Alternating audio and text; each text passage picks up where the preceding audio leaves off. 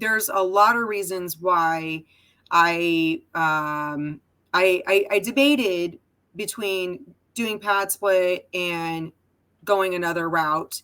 Mhm. And even up until almost like I already had the property and I still Yeah. was kind of like, do I really want to go with pad split, or maybe I don't go with pad split?